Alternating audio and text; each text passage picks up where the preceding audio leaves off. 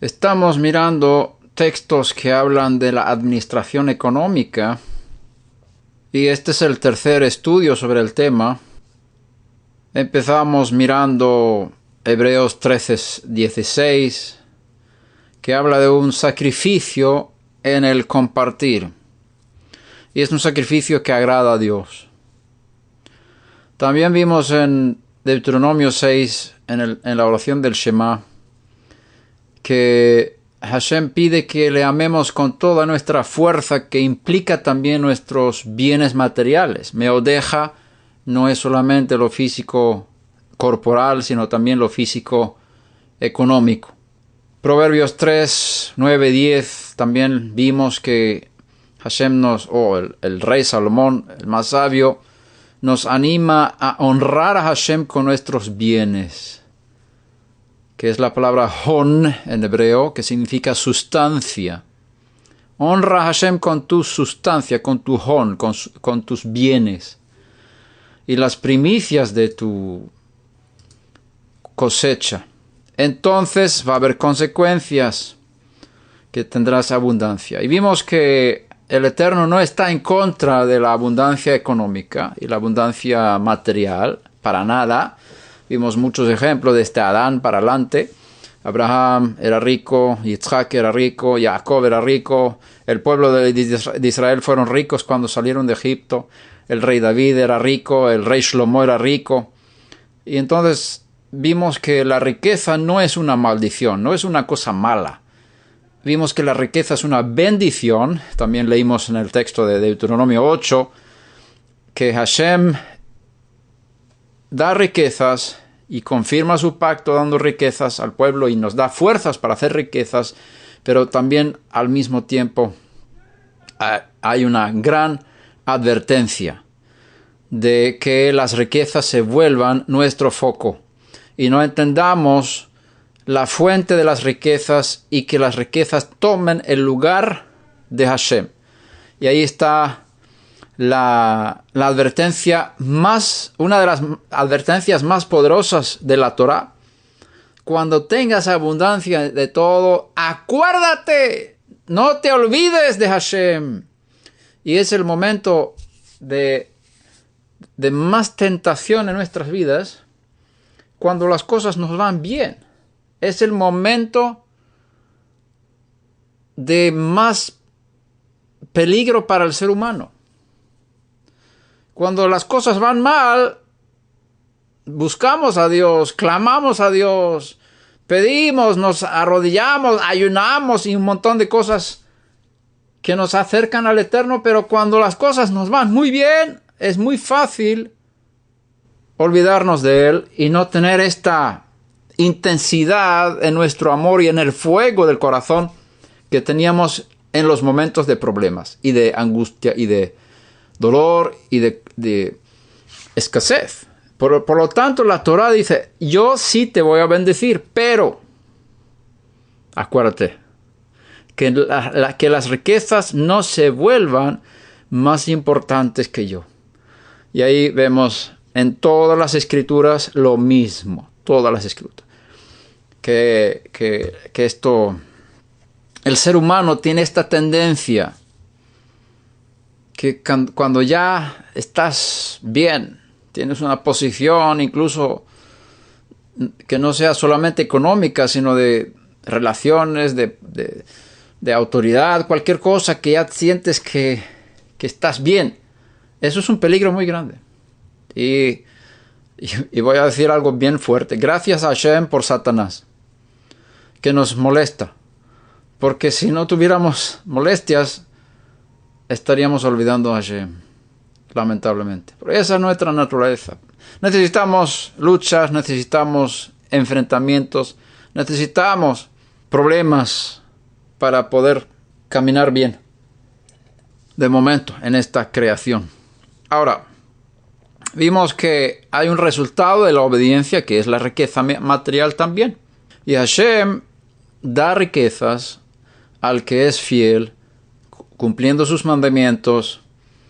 Y cuando uno cumple los mandamientos y sirve a Hashem con alegría, poniendo al Eterno en primer lugar, poniendo las riquezas debajo de los pies como en el mundo celestial, que el oro es la calle, que tú pisas sobre el oro, o sea que el oro no lo pones delante de tus ojos, no es tu afán, no es tu búsqueda, sino buscas otras cosas muchísimo más importantes. Cuando hay un enfoque correcto, Hashem no tiene problemas en darnos todas las riquezas económicas del mundo. No hay ningún problema. Y eso tiene que ver con adoración. Acuérdate de esto. ¿Por qué Satán podía dar a Yeshua un montón de autoridad y riquezas del mundo? Por la adoración. Porque la adoración es la que determina quién es tu Dios, ante quién te humillas, a quién sirves. Por lo tanto, si Yeshua se hubiera inclinado ante Satán lo hubiera hecho rico. Es una gran tentación para todos. Y esa tentación la va a dar Satanás a cada uno de nosotros, si no lo ha hecho ya. Entonces, el que adora a Hashem, el que no se olvida de adorarle, el que sigue bendiciéndole después de comer y saciarse, el que le sirve con alegría y sencillez de corazón, Hashem le va a dar riquezas materiales. Mientras que tenga ese espíritu de un enfoque correcto de adoración, Hashem va a dejar que las cosas materiales fluyan sobre esa persona. En muchos casos, Hashem retiene la economía porque no somos capaces de administrarla correctamente en el caso de que nos hubiera dado mucho. Y Él está probando nuestra fidelidad en lo poco. Eso lo vimos, que es el que es fiel en lo poco, también es fiel en lo mucho. Entonces, si yo soy fiel en las riquezas, Hashem me va a dar más. Y Yeshua también lo dice, si no habéis sido fieles en las riquezas materiales, ¿quién os va a entregar las verdaderas riquezas? Es decir, hay una conexión entre la administración económica de mi bolsillo, de mi economía, de la economía familiar y los dones espirituales.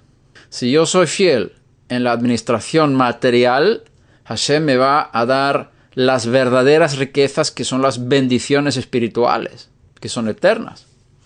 Entonces vemos ahí una relación directa entre nuestra fidelidad en lo económico y en lo material y nuestra fidelidad en la administración espiritual de las riquezas y las revelaciones y los secretos celestiales y los dones espirituales.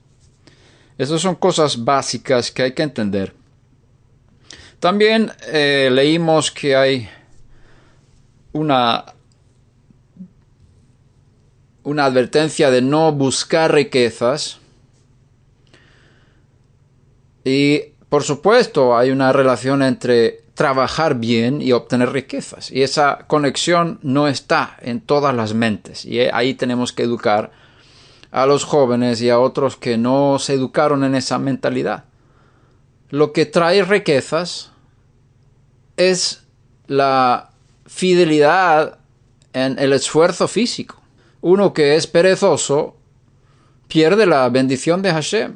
El que hace bien su trabajo será bendecido por Hashem, porque es diligente en las cosas físicas. No llega tarde al trabajo, no toma pausas en su trabajo más de lo permitido. Por ejemplo, el jefe te permite tomar una pausa de 5 minutos y tú estás ahí con los amigos que sigues hablando 7, 8, 12, 13 minutos cuando el jefe te dio 5. El resto de los 5 minutos es un robo. Entonces estás mal administrando tu fidelidad en el trabajo.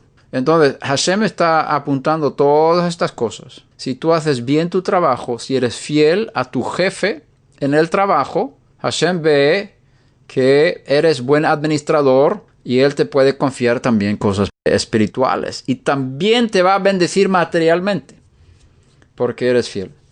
El que es perezoso, el que es negligente, el que mal utiliza los bienes del otro en el sentido de administración, Hashem no le va a confiar mucho.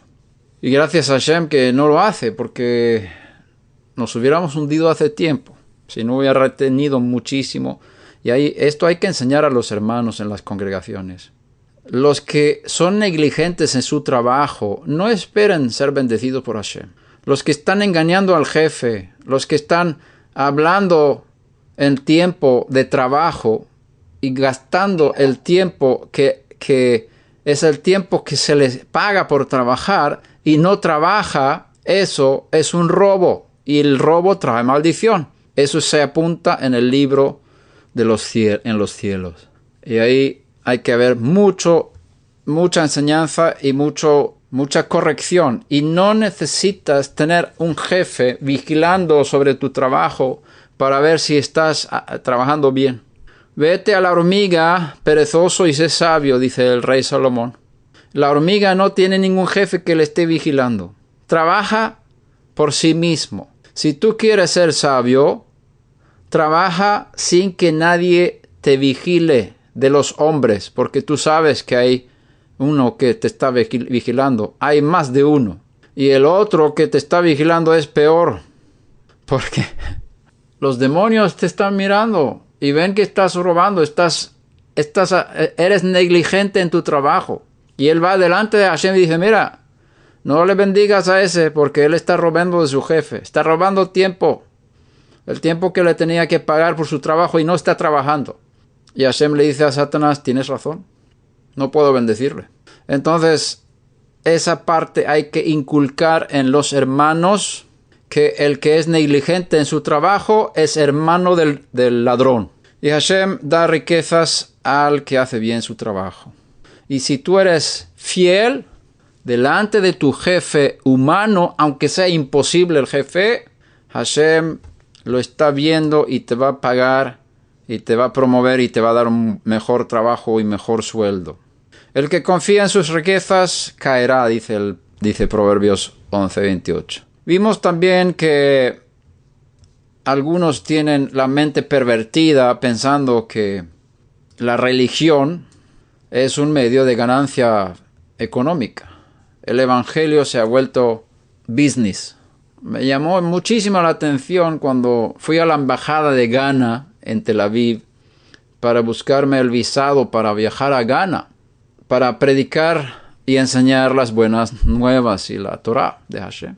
Y las opciones que me presentaron de el motivo del viaje era turismo, visitar amigos y negocios. Y nada más. No me acuerdo exactamente cuáles fueron. Pero no había ninguna forma, como en algunos países, creo que en México también y en otros, donde pone conferencia, que es algo diferente. Y eso está bien. Pero en este caso no había forma de apuntar conferencia, porque yo fui a dar conferencias. Entonces yo le dije a la secretaria de la embajada, mira, yo voy a ir a predicar el evangelio, para hablar en el lenguaje que ella entendía. Voy a dar conferencias. Eso es negocios, dijo ella. ¿Negocios? Sí. Y tuve que apuntar que voy a Ghana a hacer negocios. Y yo me di cuenta, wow, cómo se ha dañado la pura verdad de Hashem y que se ha convertido el evangelio en un negocio. Y eso viene de los Estados Unidos. El evangelio se volvió un negocio. Y eso se ha infectado. Eso se ha infectado también en Sudamérica y en África. Porque ahí se habla de ministries y todo esto. Y si tú piensas que el evangelio es un negocio, olvídate de sal de aquí, no queremos tenerte aquí. Esto no es un negocio, no es un medio de ganancia, no es una herramienta para obtener riquezas. El que tenga este pensamiento tiene una mente pervertida, según Pablo en 1 Timoteo 6. Nuestra actitud es que si tenemos comida y ropa, estemos contentos. Si tenemos temor de Dios y contentamiento, entonces vamos a tener es una gran ganancia, dice él. Y comida y ropa, incluyendo una vivienda, porque la vivienda es una ropa extendida, ¿verdad? Hay que estar contento, pero no necesitas un palacio para estar contento. El amor al dinero es la raíz de todos los males. Hay que buscar justicia, temor de Dios, fidelidad, amor, paciencia y humildad. Vimos también que el joven rico en Marcos 10 tenía un problema de amor al dinero. Y el maestro vio su problema, puso el dedo en su llaga y le dijo, vende todo lo que tienes y dalo a los pobres. Y tendrás un tesoro en los cielos. Cuando yo hice el examen en la escuela de Torah que tengo, este estudio que estáis escuchando ahora es un extracto de un estudio de años que estoy dando en la escuela de Torah en sueco. Y cuando hice el examen de estas clases de la administración económica, una de las preguntas fue, ¿cuál es el resultado de la generosidad? Y tenían que dar 2 o 3 opciones. ¿Cuál es el resultado de ser generoso? Ninguno de los estudiantes, ninguno, habían puesto, uno tendrá un tesoro en los cielos. Y me pregunté a mí mismo, como el maestro está diciendo esto al joven rico, tendrás un tesoro en los cielos, y lo repite en varias ocasiones, lo tenemos en varios textos de los escritos. ¿Por qué ninguno de los alumnos se había fijado en eso como resultado de la generosidad? Porque eso fue lo que dijo el maestro.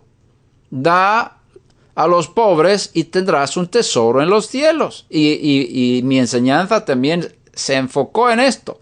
Cuando tengas un tesoro en los cielos, no es que lo vas a tener para el futuro solamente, y digo solamente.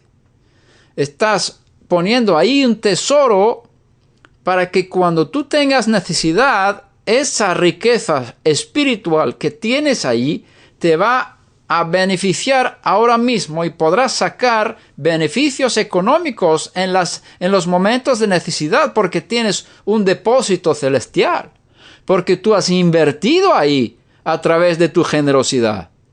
Y nadie se había fijado tanto en esa verdad que había puesto en el examen entre los beneficios de la generosidad que uno recibe un tesoro en el cielo. Como diciendo o como pensando, yo no sé por qué, no estoy juzgando, solamente estoy analizando mi enseñanza porque para mí los exámenes son muy importantes para mí como maestro para aprender cómo los alumnos han entendido mis enseñanzas. Entonces, como yo parece ser, no era suficientemente enfático en la verdad del maestro y de la verdad que él está diciendo, que si tú eres generoso, vas a tener ahora un tesoro en los cielos. La gente piensa que eso lo voy a tener en la resurrección. Entonces no me interesa mucho ahora porque estoy viviendo en el ahora. Yo estoy viviendo ahora. Necesito ahora tener sustento. Y la gente piensa que si soy generoso ahora, eso me va a llegar en el día del juicio, cuando yo tenga la resurrección, y eso está tan lejos que no me interesa tanto, porque yo necesito mirar comida en la mesa hoy. Entonces, no entendieron la enseñanza, y yo no fui suficientemente enfático para enseñar a los alumnos que el tesoro que tienes en el cielo no es solamente para el futuro, es para ahora mismo. Donde está tu tesoro está tu corazón. Y entonces, si tú tienes tu tesoro económico en el cielo, eso significa ya invertiste ahí económicamente. Ya invertiste ahí económicamente. Esto significa que hay un potencial especial, espiritual, que te va a suplir tus necesidades ahora, en este tiempo, y te va a dar un bono tremendo en el día del juicio, para el mundo venidero, las dos cosas. Tienes beneficio en el mundo venidero y beneficio en el mundo actual, por ese tesoro que tienes en los cielos. Es decir, que si tú eres generoso ahora, Hay un depósito en el cielo ahora y ese depósito te sigue, está sobre tu cabeza.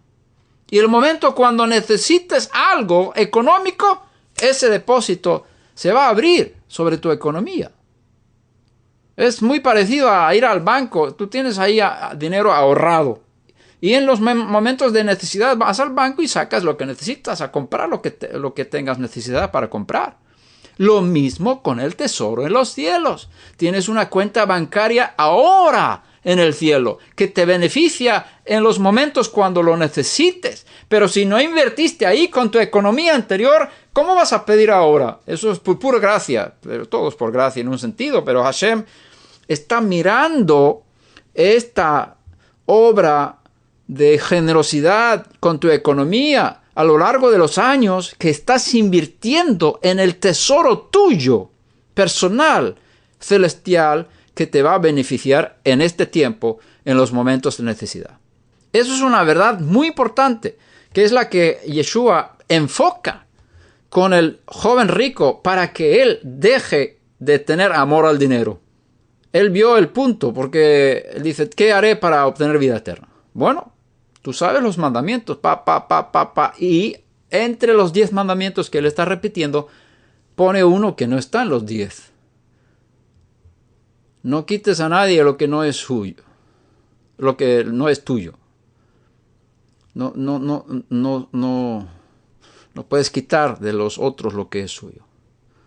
Es un mandamiento que no está en los 10. Pero como este joven rico tenía problemas de amor al dinero, el maestro como profeta lo vio y quería liberarle de ese espíritu de culto a Baal, al materialismo, el amor al dinero. Y le dice, te falta una cosa, vende todo lo que tienes y dalo a los pobres y tendrás un tesoro en los cielos. Y ven y sígueme. Y él se fue triste porque tenía muchas posesiones. ¿Por qué se fue triste? Porque no era capaz de entender los principios espirituales, de transformar lo material en espiritual y entender la transformación de lo espiritual a lo material. Todo lo material es resultado de fuerzas espirituales. La gente no lo entiende. En Hebreos 11 dice, por la fe entendemos que las cosas visibles fueron hechas de cosas invisibles. Hay cosas invisibles. Y las cosas visibles son hechas de las cosas invisibles. Ese es el proceso de creación. Entonces, si quiero cosas visibles, ¿cómo las consigo? A través de las cosas invisibles. Son las cosas invisibles que producen cosas visibles. Y si tengo un tesoro invisible, ese tesoro puede producir tesoros visibles. Ese joven no lo entendía, porque tenía su mente debajo del horizonte. No entendía los principios espirituales. Y Yeshua quería liberarle de este espíritu, quería liberarle de ese amor al dinero, quería elevarle a entender los principios divinos, a entender los conceptos espirituales. Si tú inviertes todas tus riquezas en este momento en los pobres, vas a tener un tesoro impresionante en los cielos. Y ese tesoro te va a beneficiar en todo lo que te haga falta ahora y en el mundo venidero. Y él no entendió eso. ¿Qué es eso? Falta de fe, falta de confianza, falta de confiar en Dios, en lo invisible. Porque él puso su confianza en las cosas materiales. Eso es idolatría. Y ahí es donde hablamos también que la avaricia es idolatría. Pablo lo menciona varias veces en sus cartas, que ni siquiera podemos comer con un hermano que sea avaro y llamándose hermano. No podemos comer con él, igual que un fornicario. Uno que se acuesta con una mujer antes de casarse con ella, no podemos permitir que coman en la mesa en la congregación. Tampoco uno que es avaro, uno que ama las riquezas, que es idólatra. Pablo dice claramente. Entonces, ahí vemos la importancia de enseñar a las personas estos principios. Yeshua dijo que en este mundo van a tener casas, hermanos, hermanas, madres, hijos, tierras, en medio de persecuciones. Y en el mundo venidero, vida eterna. Estos son principios espirituales que los que buscan los bienes materiales no entienden, porque no entienden los principios del reino de Dios. No entienden que hay un creador invisible de las cosas visibles. Ahora, vimos una diferencia en Zaqueo, que Yeshua no dijo que tenía que vender todo y darlo a los pobres. Vimos ahí una gran diferencia entre el joven rico y Zaqueo. Por lo tanto, no podemos sacar una ley general de que todo el mundo tenga que vender todo lo que tiene y darlo a los pobres para poder ser discípulo de Yeshua. Eso es una falsa doctrina. Zaqueo no tenía que vender todo y Yeshua dijo, hoy ha venido la salvación a esta casa. Porque no hubo ese amor al dinero en el corazón de Zaqueo como en el joven rico. Yeshua le dio la medicina para ser libre de la idolatría. Zaqueo fue libre sin tanta medicina. Entonces vemos ahí que cada uno, para ser liberado de este espíritu de Baal, tiene tratos diferentes. Algunos tienen que vender todo. Es igual que un drogadicto tiene que ser totalmente antidroga, no puede, o un alcohólico que no puede ni oler el alcohol hasta que sea liberado totalmente de ese deseo maligno que tiene en su carne. Pero los que no han tenido tanto vicio en su vida no necesitan ser tan radicales con el alcohol para no caer en borracheras. Ahora, vimos que parte de la semilla cae en la tierra que produce espinos, y los espinos son preocupaciones del mundo y los engaños de las riquezas y los deseos de otras cosas, como dice Marcos 4. Y también Lucas menciona que son placeres que pueden ahogar la palabra para que sea sin fruto. Entonces vemos que las riquezas son llamadas el engaño de las riquezas. Puede ahogar la palabra. Tenemos que cuidar muchísimo nuestra mente, nuestro corazón, nuestros sentimientos y nuestra confianza cuando se trata de las cosas materiales. Y este es el punto más importante para nosotros. Yeshua nos advierte en Lucas 12 que hay que cuidarse de toda clase de avaricia. Toda clase de avaricia. Lucas 12, del 15 a 21. Y habla de ahí del hombre que amontonó muchísimo y al final dijo a su alma, alma, gózate y alégrate que tienes para muchos años. ¡Necio! Tú estás amontonando tesoros para ti mismo y no eres rico delante de Dios o para con Dios. Entonces hay que cuidarse de toda clase de avaricia, porque la avaricia es una confianza en algo separadamente de Dios. Y esa es la definición de idolatría. Es adorar y rendir culto a las cosas creadas en lugar del Creador. Entonces, si mi confianza está en las riquezas, soy un idólatra. Si mi confianza está en mis bienes materiales, soy un idólatra. Entonces, Yeshua nos advierte, instruye, pero esto no quita el hecho de que Dios quiera hacernos ricos. Pero como es tan peligroso este tema, Él retiene muchas veces las riquezas. Porque Él quiere tener todo nuestro corazón, toda nuestra atención, toda nuestra adoración. Porque al haber adoración, hay un solo Dios. Mi corazón está dedicado a Él. Y si soy así, ningún problema. Abraham, Isaac y Jacob fueron adoradores y fueron muy ricos. El rey David también. Vemos en Jacob que hubo un tipo de ricos que eran, ¿cómo se llama? Abusadores de los pobres, que no daban el sueldo a los que trabajaban en sus campos y tal, y Jacob mandó una advertencia y un juicio sobre ellos. Pero vimos también en 1 de Timoteo que no todos los ricos son así. Y Timoteo tenía que enseñar a los ricos en este mundo, dice, no ser orgullosos, altaneros, y no poner su confianza en algo tan inseguro como las riquezas, sino en Dios. Ahí está la clave. Si tú no pones tu confianza en las riquezas sino en Dios, puedes ser rico. No hay problema. Pero dice, eso es muy importante, un texto de 1 Timoteo 6, Dios que nos da abundantemente todas las cosas para que las disfrutemos. Mira, qué texto. Dios nos da abundantemente todas las cosas para que las disfrutemos. Dile a los ricos que no confíen en sus riquezas, sino que confíen en Dios. Porque Dios nos da todo en abundancia para que disfrutemos.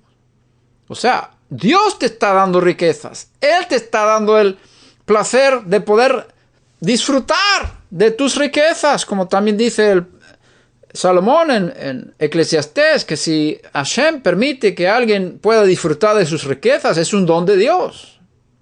Eso es algo maravilloso, que Hashem te da la posibilidad de disfrutar de abundancia material. El problema no es ese, el problema es donde está tu foco, tu confianza y tu adoración y tu servicio.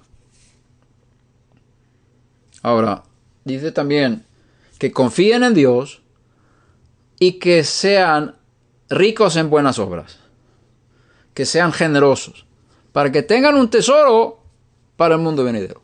Porque mira, si tú tienes muchísimo tesoro aquí y no has sido generoso, poco te va a quedar para el día del juicio. Poca posición tendrás en el mundo venidero.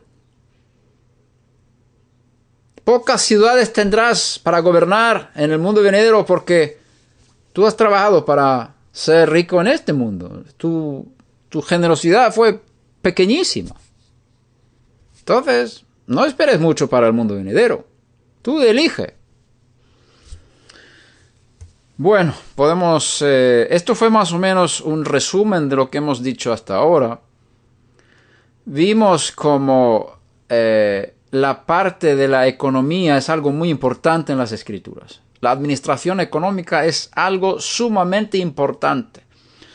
Es un tema para Dios interesante. O sea, Hashem está vigilando al ser humano cómo está administrando las cosas que están en sus manos. Vimos también que la palabra tengo no existe en hebreo. Se dice yesh li, que significa hay para mí. En español decimos tengo, pero eso no existe en hebreo. No existe la palabra tengo o tienes. No existe. Se dice yesh li o yesh leja. Hay para mí o hay para ti. Eso nos indica, hay una diferencia. Hashem es el dueño de todo. Mío es el cielo y mía es la tierra y todo lo que hay en ella. De Hashem es la tierra y todo lo que contiene. Entonces, Él es el dueño de todo. Y ese es el principio de la administración. Si Él es el dueño, yo no soy dueño. Yo soy administrador de los bienes de otro. Por lo tanto, Él dice que si habéis sido fieles en los bienes ajenos, ¿quién os daré los vuestros? O sea, ¿cómo vais a ser fieles en los bienes personales? Es decir, las cosas materiales no son mías. Nada de lo que tengo es mío. Todo es de Dios. Ahora, Hashem me va a designar cosas mías espirituales, que en un sentido Él puede llamar que son mías, ¿no? Pero todo procede de Él. Entonces, si yo veo las cosas materiales como una administración de los bienes de Hashem, voy a tener otra actitud si tengo mucho dinero, yo no consulto al dinero para hacer cosas. Consulto a Dios. Yo no pregunto al Señor dinero si Él me permite hacer esto o otro. Yo pregunto al Señor del dinero si Él me permite hacer una cosa u otra. Es decir, si yo tengo mucho, eso no significa que me da derecho a utilizar ese dinero para lo que a mí me parece. Cuando tomo decisiones de usar mi dinero, en el sentido mío, que Él me ha confiado de lo suyo, tengo que consultar con Él. Tengo que tener siempre ese corazón, esa actitud de buscar su rostro para saber cómo Él quiere que yo administre su dinero. ¿Cómo puedo hacer de la mejor manera para que su dinero produzca según sus propósitos?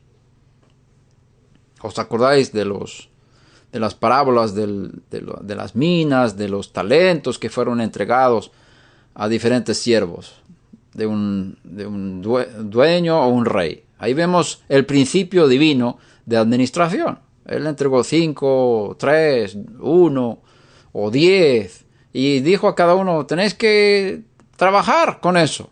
Pero cada uno sabía que un día tendrán que dar cuenta. Tendrán que rendir cuentas y trabajar según el deseo del dueño de las riquezas. Y esa es la actitud que tenemos que tener a la hora de tomar decisiones con lo que tenemos. No pienses que al dar el diezmo, el 90% que queda es para ti. El diezmo es señal de que todo pertenece a Hashem. 10 simboliza la totalidad en las Escrituras. Con 10 palabras Hashem creó todo. 10 hombres en Sodoma representaban a toda Sodoma. 10 hombres judíos representan a todo el pueblo. 10 palabras en el monte Sinai representa toda la Torá, etcétera, etcétera. 10 representa la totalidad. Es decir, das el diezmo y esta es una señal que estás diciendo al Eterno, todo lo mío es tuyo. Todo lo que tengo es tuyo y soy administrador de tus bienes. El 90% que me queda, ayúdame a administrarlo conforme a tus propósitos. No puedes hacer lo que te dé la gana con ese dinero. El diezmo no es un permiso de administrar el resto conforme a lo que tú piensas para ti mismo, sino lo que tú piensas que Hashem quiere que hagas con ese dinero. Entonces, antes de comprarte algo, pregunta, ¿Hashem quiere que yo compre esto o no? ¿Quiere Él que yo invierta ese dinero o gaste ese dinero en aquella cosa? O en aquellas vacaciones, o en aquel curso, o cualquier cosa que cueste dinero. Tienes que preguntarte dentro de tu corazón, sondear siempre a la hora de tomar decisiones económicas, cuál es la voluntad de Dios. Porque este dinero es suyo y soy administrador, no dueño, y no puedo tomar decisiones sin consultar con Él en las cosas de gasto económico. Si miramos lo que se llama comúnmente como el Sermón del Monte, Mateo 5, 6 y 7, 3 capítulos. Cuando tenía la escuela de Torah con esta clase, les di la tarea de la semana de leer los 3 capítulos, Mateo 5, 6 y 7, y buscar en esos 3 capítulos cuántos versículos hablan de administración económica, en primer lugar. ¿Dónde está el enfoque en estos versículos? Bueno, poniendo el enfoque en la administración económica. Y pregunté, ¿cuántos % de esa prédica tenía que ver con eso? Y llegamos a una conclusión que la gran mayoría de los versículos en el Sermón del Monte hablan de la administración económica. es un tema muy importante para Hashem, es un tema muy importante para los discípulos de Yeshua. ¿Cómo administras los bienes materiales? También lo vemos en todas las parábolas que hablan de la entrega de las minas y todas estas cosas de administración. Vemos en Éxodo 20, 17, la importancia de la propiedad privada. La Torá no soporta el comunismo. El comunismo es una idea de que nadie es dueño de nada, sino todo el mundo en un grupo somos dueños de todos los bienes materiales. Y eso es contra la Torá. La Torá nos enseña: no codiciarás la casa de tu prójimo, no codiciarás la mujer de tu prójimo, ni su siervo, ni su sierva, ni su buey, ni su asno, ni nada que sea de tu prójimo. Ahí vemos una base de los 10 mandamientos de la propiedad privada. La casa, el siervo, la sierva, el buey, el asno y otras cosas que son de mi prójimo, en el sentido de que Hashem le ha confiado a mi prójimo la responsabilidad de administrar esos bienes. Y yo no puedo desear los bienes de él, porque Hashem le ha encomendado y confiado esos bienes a él, no a mí. Y ahí podemos hablar de propiedad privada, si lo entendemos desde el punto de vista de administración, no tanto de posesión. Entonces, ese es el principio básico de la Torá. No podemos pensar que todo lo mío es tuyo y todo lo tuyo es mío. No es de la Torá. Yo tengo una área de bienes materiales que el Eterno me ha entregado, que tú no puedes codiciar, y tú tienes una área de bienes materiales que yo no puedo codiciar. Cada uno es responsable de cierta área económica. Puede crecer y puede menguar, pero no importa. La Torá defiende y establece el principio de propiedad privada. Si no fuera así, no sería posible ser generoso, no sería posible dar, no sería posible ofrendar, no sería posible dar sacrificio. Porque el sacrificio es de algo que tú tienes, que tú estás dando. Entonces, si no tienes, no puedes dar. Eso lo vamos a ver más adelante. Marcos 12, 41 al 44, habla de una situación en el templo. Yeshua se sentó frente al arca del tesoro, que estaba en la entrada del templo, y observaba cómo la multitud echaba dinero en el arca del tesoro, y muchos ricos echaban grandes cantidades. En primer lugar, tenemos que fijarnos en este hecho. Yeshua, la imagen del Dios invisible, no hace nada sin que él vea que su padre haga eso. El hijo no puede hacer nada por sí mismo. Solo hace lo que ve hacer el padre. En este sentido, podemos decir que Yeshua, como profeta de Hashem, como reflejo del infinito, en este momento muestra el interés que tiene el infinito de cuánto las personas estén echando en el arca del tesoro. Hashem está interesado en esto. Yeshua estaba interesado, se sentó frente al arca. Imagínate, él está ahí sentado, mirando a ver cuánto echa este. ¿Y este cuánto echa? Ah, mira, este es rico. Y echan grandes cantidades. Y llegó una viuda pobre y echó 2 pequeñas monedas de cobre, o sea, un cuadrante. Y llamando a sus discípulos les dijo: mira, esa mujer, esa viuda pobre, en verdad os digo, ella echó más que todos los contribuyentes al tesoro. No solamente él estaba interesado en mirar la cantidad que echaba cada uno allí, sino estaba hablando con sus discípulos, comparando las ofrendas de las diferentes personas que estaban dando dinero en el arca del tesoro, y dándoles una enseñanza, y destacando la ofrenda de la mujer, que era viuda y pobre. Y dice que echó más que todos los contribuyentes al tesoro. Porque todos ellos echaron de lo que les sobraba, pero ella, de su pobreza, echó todo lo que poseía, o todo lo que tenía para vivir.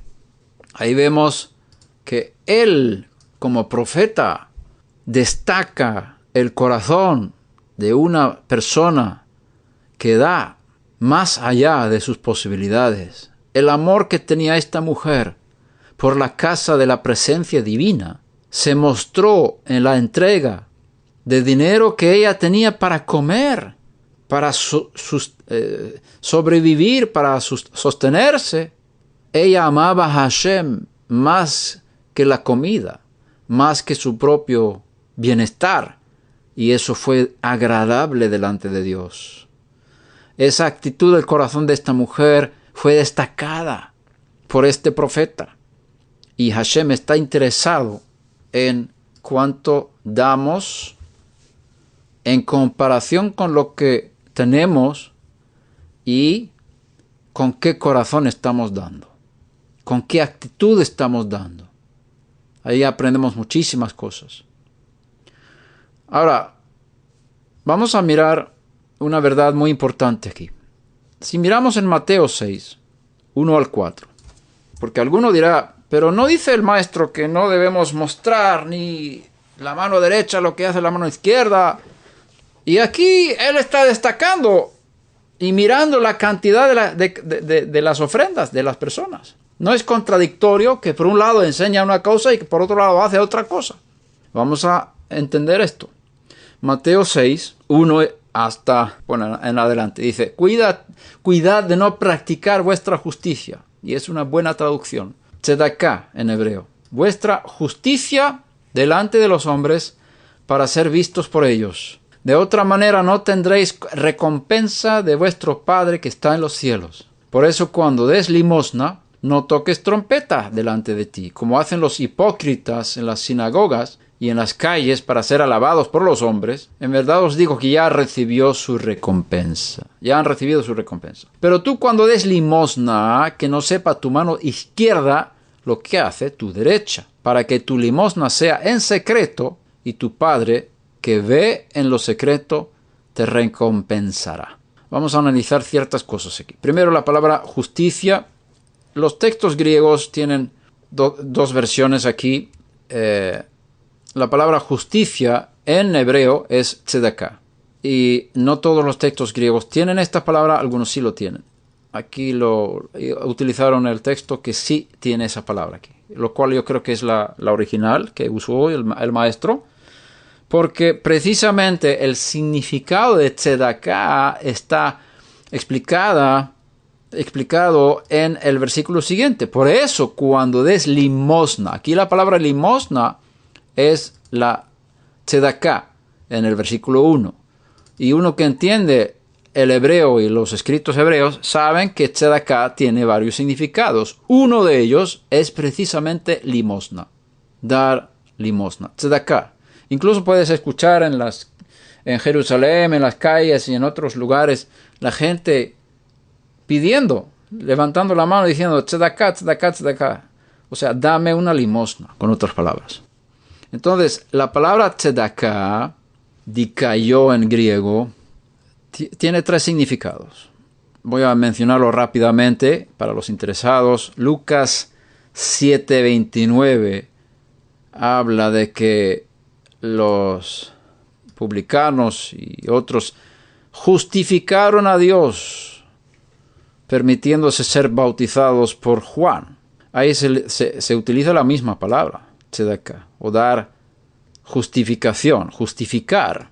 Ahí también en las versiones hebreas se tradujo con esa palabra. Natnu lelokim tzedek, hatzdiku, es la forma más antigua. Entonces se utiliza la raíz tzadak, que es la raíz de tzedaká. También encontramos esta palabra en Romanos 13, Romanos 2, versículo 13. Yitzdaku, reconocer que alguien tenga la razón. Y ahí el hombre puede reconocer que Hashem tenga la razón. O sea, podemos justificar a Dios. Creo que lo tradujeron así en algunas versiones. en Lucas 7:29. Justificaron a Dios. Esto no significa declarar a Dios inocente, sino es una forma de reconocer a alguien que es justo. Es un reconocimiento de justicia.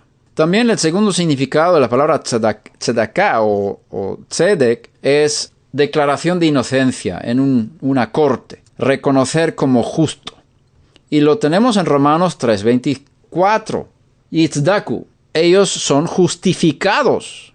Ahí se traduce así. Son justificados. Sin la ley. Por la fe. Nitzdeku. En Romanos 5:1. Fuimos justificados por la fe.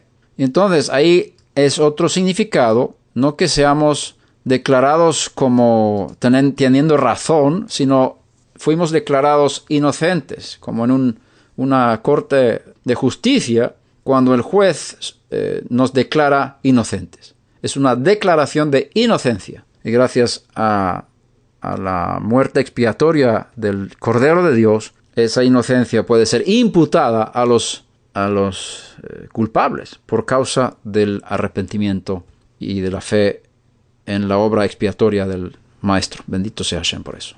Este es el segundo significado de la palabra tzadak o tzedaká. La tercera es precisamente la que encontramos aquí en Mateo 6, es dar limosna, ayudar a los necesitados.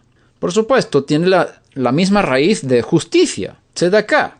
Y eso conecta con el hebreo, que uno de los significados de la palabra tzedaká es ayudar de forma económica a los necesitados. Y el maestro está utilizando esta tercera acepción del tercer significado de esta palabra en este texto.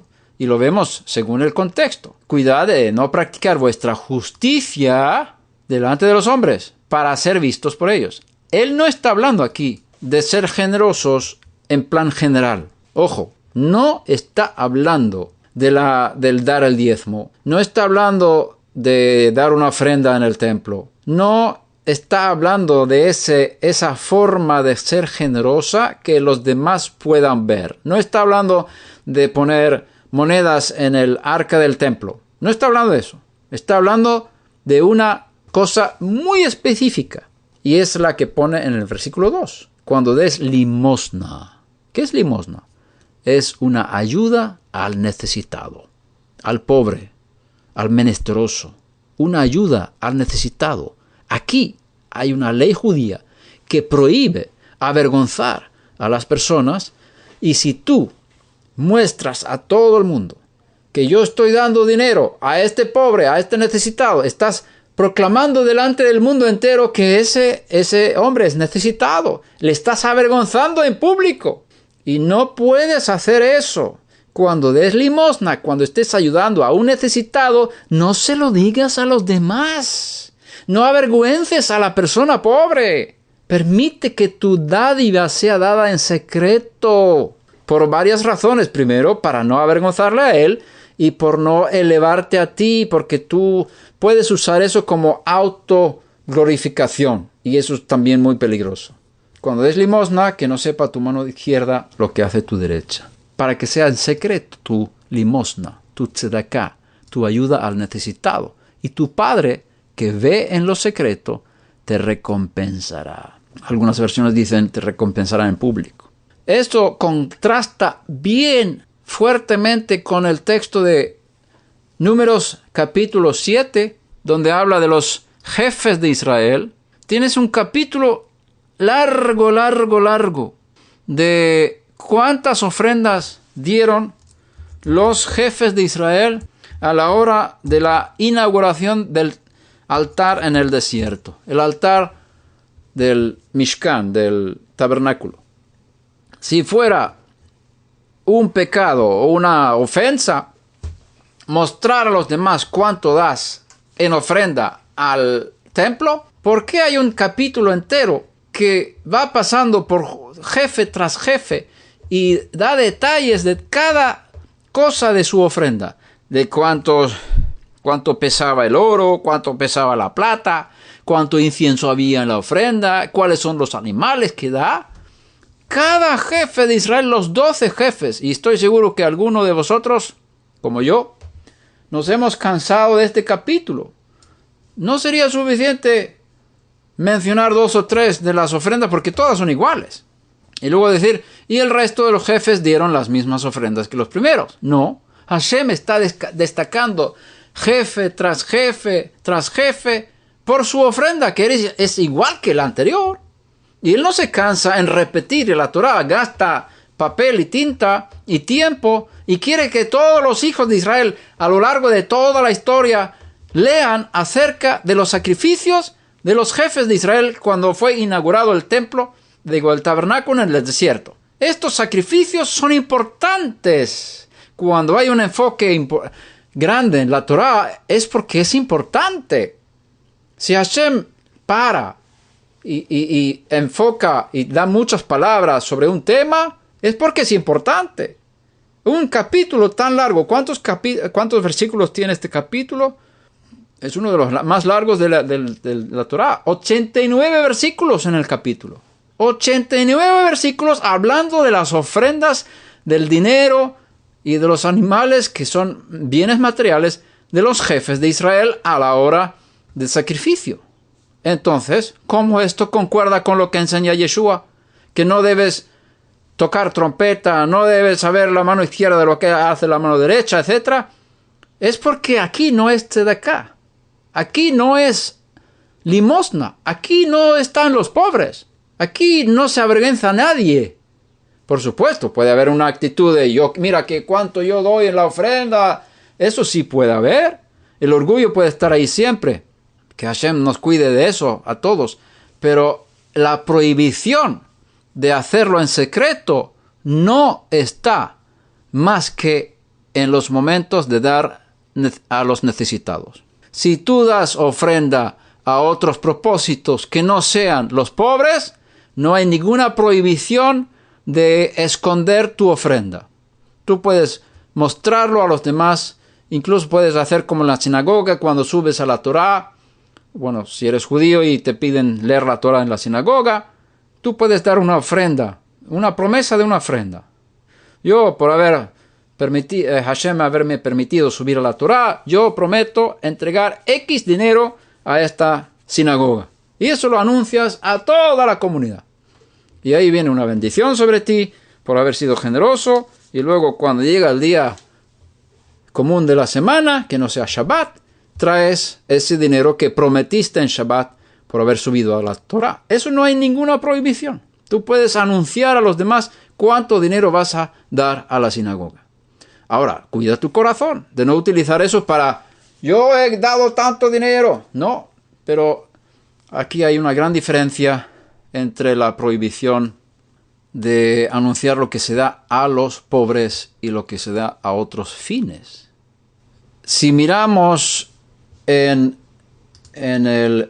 la prioridad de la tzedakah, esto lo tengo en mis comentarios de los 5 libros de Moshe, del Humash, que escribió hace muchos años, en el texto de Vayikra de Levítico 25:35.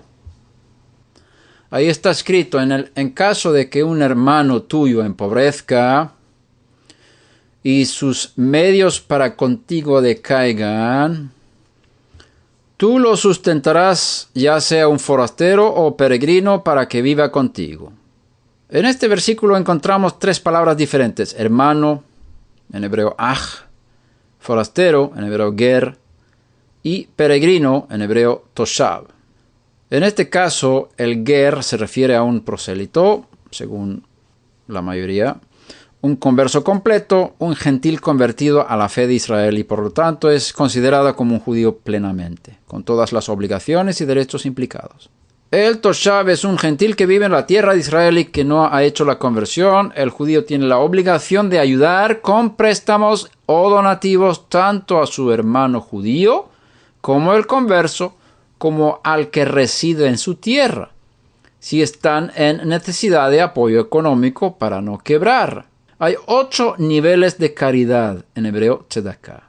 Primer nivel, el más bajo, cuando se da con mala gana. es el nivel más bajo. Alguien tiene necesidad, tú le das, pero no tienes ganas de dar, pero das porque tienes que dar. Segundo nivel, cuando se da menos de lo que se puede, pero con alegría. Tercer nivel, cuando se da directamente al pobre que lo solicita. Cuarto nivel, cuando se da directamente al pobre sin que lo solicite. Alguien te viene y te pide y tú le das a él con alegría. Si tienes menos o más, no importa tanto, pero si lo das con alegría al que te pida. Ahora, tú ves a alguien que tenga necesidad y tú le das a él sin que él te lo pida. Eso es un nivel más alto, porque tú tomas la iniciativa de ayudar al necesitado. Quinto nivel, cuando se da indirectamente, de modo que el dador no conoce al beneficiario, pero el beneficiario conoce al dador.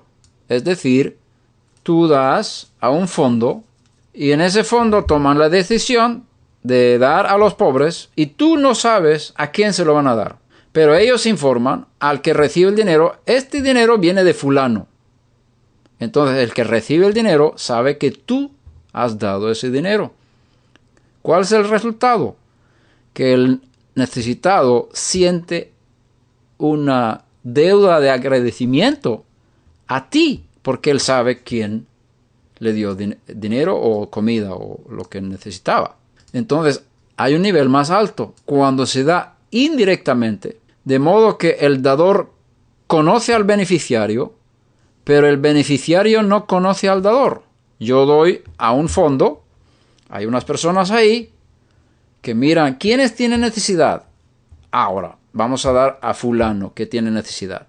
Entonces me informan a mí, tu dinero fue dado a fulano que tiene necesidad, pero fulano no sabe quién es el que dio el dinero. Recibió el dinero de un fondo, pero no sabe quién puso el dinero en ese fondo. Entonces, en fulano no hay ningún sentimiento de gratitud hacia mí como persona, y eso es bueno. Esas conexiones no son buenas. Pueden ser no buenas. Y yo estoy contento porque yo sé que mi dinero fue a fulano que tenía necesidad. Eso puede ser bueno y malo. Porque yo puedo pensar, mira, como yo he ayudado a fulano, soy la persona, la causa de que fulano no está sufriendo tanto. Hay también cosas buenas y malas que salen de esto. Hay un nivel más alto todavía, cuando se da indirectamente a un fondo, de modo que el dador y el beneficiario no se conocen, mediante la contribución a un fondo de ayuda social administrado por personas responsables. Yo doy al fondo y el fondo distribuye entre los hermanos que tienen necesidad. Y ni los hermanos saben quién dio, ni yo que di sé a quién se le dio el dinero. Ese es el nivel un poco más alto de todos los demás anteriores. Cuando no se sabe, ni la mano izquierda no sabe lo que ha hecho la mano derecha. Y este es el nivel del cual habla Yeshua. Esta es la mejor forma de ser anónimo a la hora de ayudar a los necesitados. Que hay un fondo administrado por personas responsables y los que dan y los que reciben no se conocen. No saben quién. 8. El nivel más alto de tzedakah que uno pueda dar es cuando el dador mantiene una persona antes de que empobrezca, dándole una ayuda importante de manera digna, con un préstamo, asesoramiento o educación para poder encontrar empleo o establecer una empresa para que no dependa de la ayuda de otros. Es decir, evitar que caiga en necesidad de recibir limosnas. Este es el nivel más alto. Ayudar a alguien a que sea independiente en el sentido de que pueda producir él mismo. Este es el nivel más alto de tzedakah que podamos dar a las personas. Ayudar a las personas a poder mantenerse antes de que caigan en la pobreza y en la necesidad de nuestras limosnas. Esto es lo que enseña, nos puse la fuente, que creo que lo saqué del Midrash. Ok, vamos a seguir con este estudio, volviendo al tema que estamos mirando. Como dijimos que la Torá no aprueba el comunismo, es decir, aunque todo sea de Hashem, aunque todos seamos administradores de sus bienes, tenemos que entender que Él designó ciertas riquezas a cada uno de nosotros y cada uno de nosotros somos responsables para administrar los bienes materiales conforme al propósito divino. Y tendremos que dar cuenta de cómo estemos administrando los bienes materiales. Y si no somos administradores en el sentido de tenemos libertad. José Alberto dice que fue Rambam que dio esta enseñanza. Muy bien, sí, seguramente es de Mishneh Torah. Gracias por la fuente de los 8 puntos. Qué bueno tener maestros que tienen buena memoria consigo. Ese fue un error de la escritura que no puse la fuente. Si yo pueda dar algo, si Hashem me pide dar el diezmo, ofrendas y otras cosas, es porque yo tengo el libre albedrío de poder decidir sobre ciertos bienes materiales. El dinero que tengo, yo puedo disponer de ese dinero y tomar decisiones para dar una ofrenda. Nadie me puede obligar a eso. Yo soy libre para administrar lo que Hashem me ha dado. Él me ha dado libertad para administrar sus bienes. Ahora, no soy tan libre que puedo hacer lo que me dé la gana sin que haya consecuencias. Porque Hashem me va a dar, cada año me hace una revisión. En Yom Teruah, Rosh Hashanah y también hasta Yom Kippur, me está revisando cómo he administrado sus bienes durante el año. Y para el año que viene me inscribe para ciertos bienes, ciertas áreas de responsabilidad. Si he sido fiel, me va a aumentar. Si he sido mal administrador, posiblemente me mantenga en el mismo nivel o más bajo, por no haber sido fiel. Entonces, cada año hay una revisión de cuentas. Pero esto también es un ensayo para el día final, cuando tengo que dar cuenta de toda mi vida, de cómo he administrado los bienes materiales que Él me ha encomendado. Y si yo soy libre, yo tengo la plena autoridad de Hashem delegada para tomar decisiones de cómo se administra ese dinero. Nadie me puede quitarlo porque la Torah me prohíbe que estemos metiéndonos en el área de responsabilidad del otro. Es decir, si yo me meto en el área de responsabilidad del otro, soy un ladrón. Y eso trae consecuencias muy negativas. El hurto produce maldición.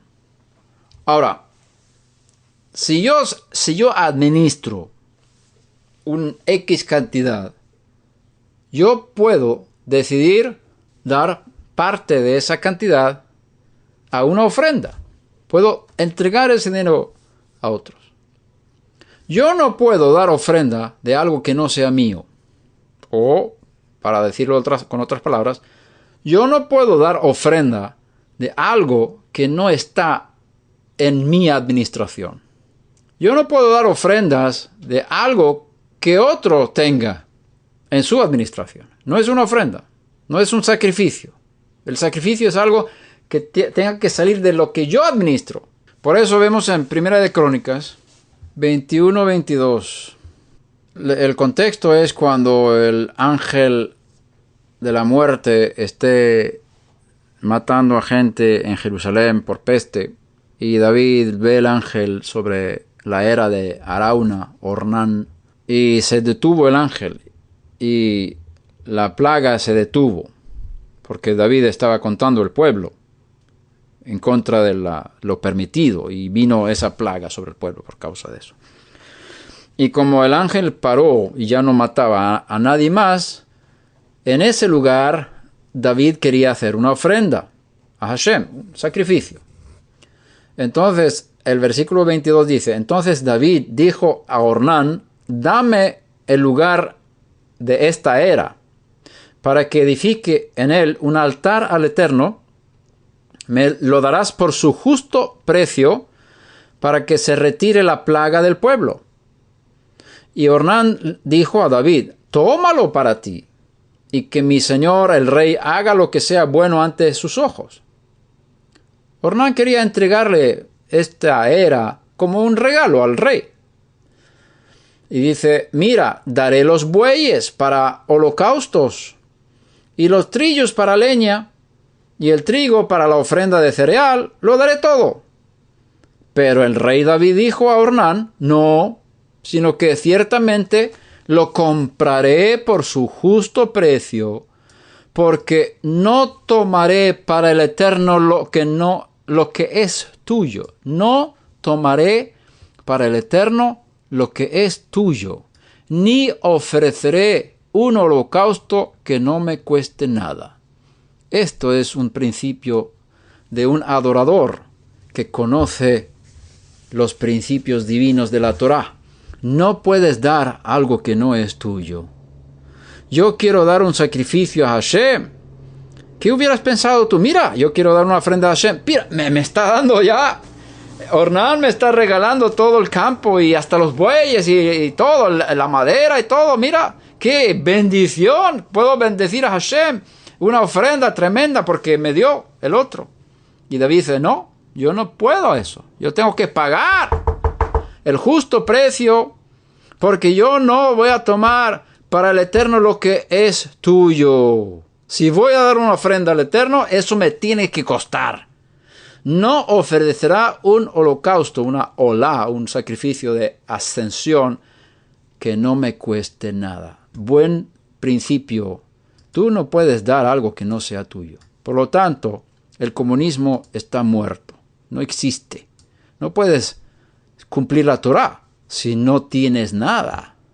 No puedes dar algo que no sea tuyo. Para dar ofrendas tienes que tener la plena autoridad en tu área de administración económica, porque de ahí tienes que tomar. Te tiene que costar, tienes que sentirlo, porque una ofrenda es un conflicto entre voluntad y sentimientos. Tiene que costar algo. También vemos en Lucas capítulo 8, versículo 1 al 3, y poco después él comenzó a recorrer las ciudades y aldeas, proclamando y anunciando las buenas nuevas del reino de Dios. Con él iban los 12 y también algunas mujeres que habían sido sanadas de espíritus malos y enfermedades.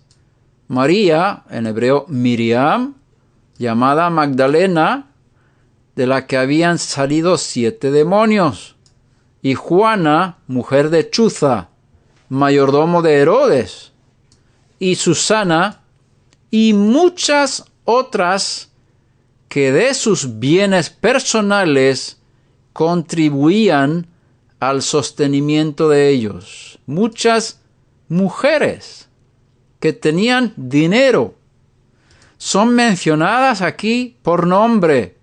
Las más importantes dadoras para el ministerio de Yeshua. Aquí son destacadas mujeres generosas y dicen que ellas de sus bienes personales contribuían al sostenimiento de Yeshua y sus 12 discípulos. Aquí tenemos algo bien interesante. Aquí los escritos destacan estas ofrendas. Aquí no se esconde nada. Aquí la mano izquierda sabe muy bien lo que hace la mano derecha. Aquí se anuncia con una trompeta quién es la que da al ministerio de Yeshua. Entonces, miremos todos los textos y seamos bíblicos a la hora de aplicar estas verdades. Es solamente en el momento de tzedaká, de ayuda a los necesitados, que tienes que dar en secreto. Por supuesto, tú puedes dar una ofrenda a un siervo de Hashem como Yeshua o otros ministros que trabajan a tiempo completo dependiendo de las ofrendas sin que nadie sepa. No hay ningún problema. Puedes estar dando en anonimato. No hay problema con eso. Si quieres dar en ese nivel, bendito seas. Pero las Escrituras no te obligan a hacer eso. No te obligan. Además, vemos cómo el rey David, en Primera de Crónicas, os animo que leáis todo el capítulo. Primera de Crónicas 29. Ahí vemos que el rey David habla de las riquezas. Vamos a leer, es bien interesante. Versículo 3 en adelante. Y además, en mi amor por la casa de mi Dios, el tesoro que tengo de oro y de plata. Aquí él habla de sus bienes materiales. Lo doy a la casa de mi Dios, dice el rey David. Además de todo lo que ya he provisto para la santa casa. Él también proveyó de los despojos en las guerras que él estaba haciendo, destruyendo enemigos de Israel por todas partes. Él trajo muchísimos tesoros a la casa, a la preparación de la construcción de la casa.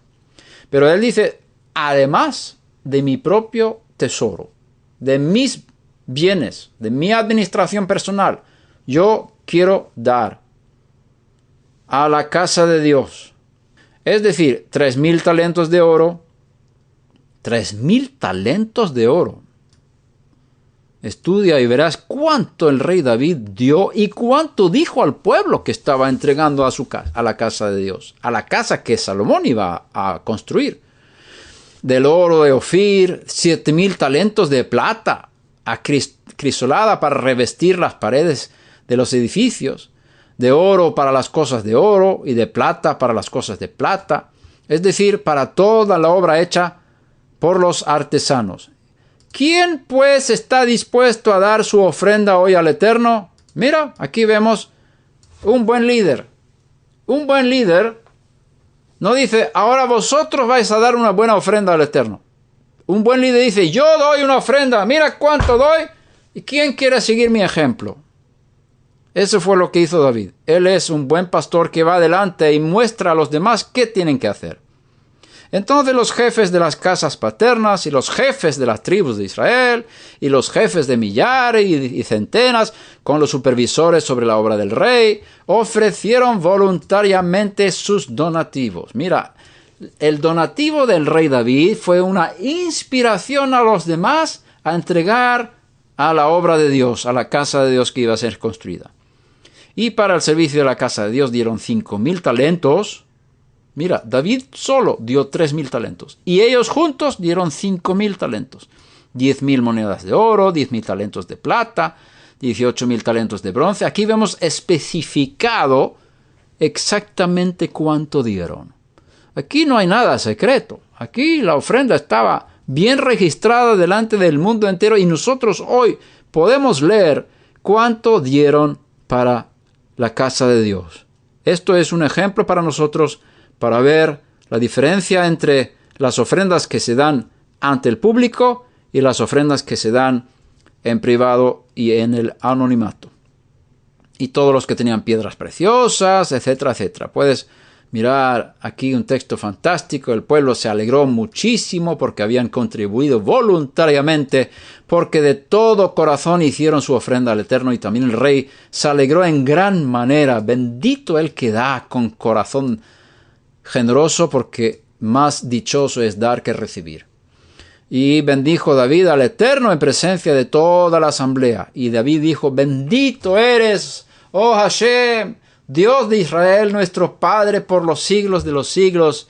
Tuya es, oh Hashem, la grandeza y el poder y la gloria y la victoria y la majestad. En verdad, todo lo que hay en los cielos y en la tierra, tuyo es el dominio.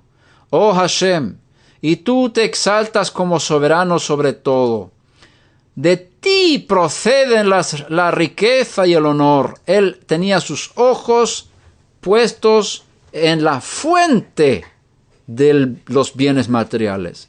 No tenía su corazón en el dinero, tenía su corazón en el dador de todas las cosas. De ti proceden la riqueza y el honor.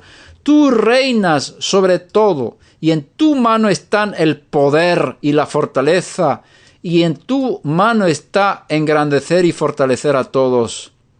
Ahora pues, Dios nuestro, te damos gracias y alabamos tu glorioso nombre, Pero ¿quién soy yo?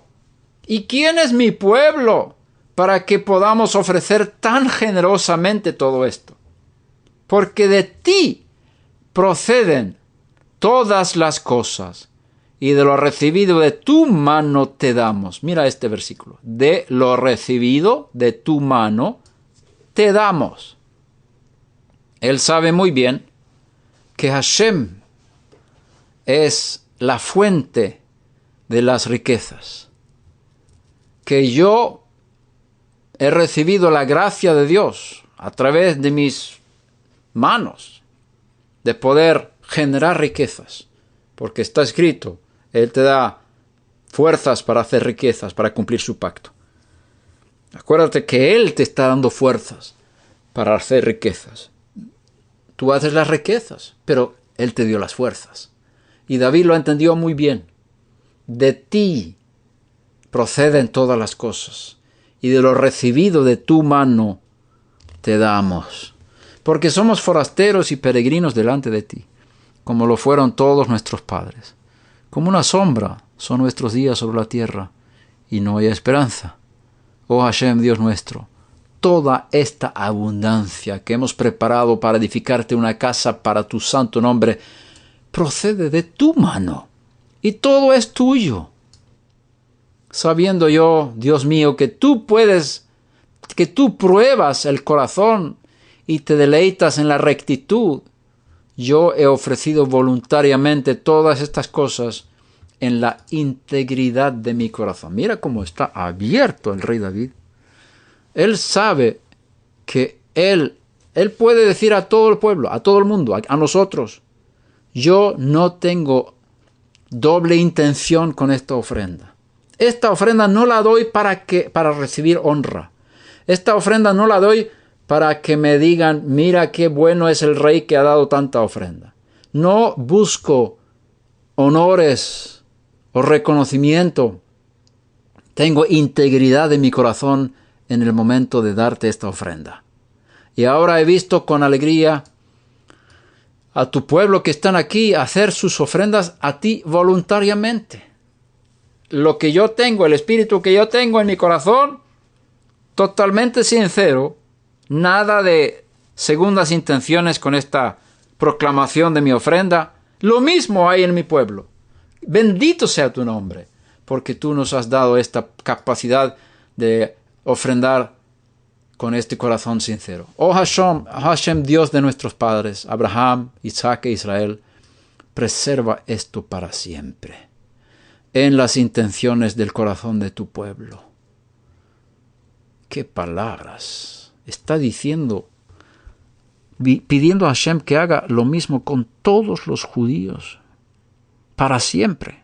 Que todos los judíos sean generosos, que no utilicen las ofrendas para su propia gloria, para su propia promoción, aquí en este mundo, para ser vistos por los hombres, para ser glorificados delante del mundo. Preserva esto para siempre en las intenciones del corazón de tu pueblo y dirige su corazón hacia ti, no hacia el dinero ni la fama. Y da a mi hijo Salomón un corazón perfecto para que guarde tus mandamientos, tus testimonios y tus estatutos, para que los cumpla todos y edifique el templo para el cual he provisto. Entonces David dijo a toda la asamblea, bendecida ahora al Eterno vuestro Dios. Y toda la asamblea bendijo al Eterno, al Dios de sus padres, y se inclinaron y se postraron ante el rey, el Eterno y ante el rey. Esto es bien interesante. Aquí tienes la palabra Hishtachavá, ante Hashem y ante el rey. Adoraron a Hashem y adoraron al rey.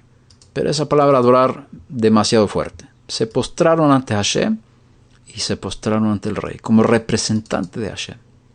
Por eso se puede inclinar hasta el suelo delante de Yeshua. Se puede hacer Hishtachavá delante de Yeshua. Pero con este conocimiento, igual que hicieron con Hashem y el rey David. Vamos a pasar a Hechos 2, 44 para entender desde el punto de vista que hemos ya estudiado lo que sucedió en Jerusalén, en la comunidad del Mesías después de la resurrección. Todos los que habían creído estaban juntos y tenían todas las cosas en común. Vendían todas sus propiedades y sus bienes y los compartían con todos según la necesidad de cada uno. Hay que entender también cómo es el hebreo. El hebreo dice todos, pero no es todos, todos, sino generalmente. El hebreo es un idioma con brocha ancha, cuando dibujas una imagen. Entonces hay que cuidarse un poquito cuando dice todos. Es como decir la gran mayoría, generalmente todos, ¿no? Versículo 46, día tras día continuaban unánimes en el templo y partiendo el pan en los hogares, comían juntos con alegría y sencillez de corazón. Ahora, dice aquí que todos estaban juntos y tenían todas las cosas en común. Si vamos al capítulo 4, versículo 32, dice, la congregación de los que creyeron era de un corazón y un alma. Es decir, había un sentimiento de familia, de hermandad. Igual que tú sientes en la familia.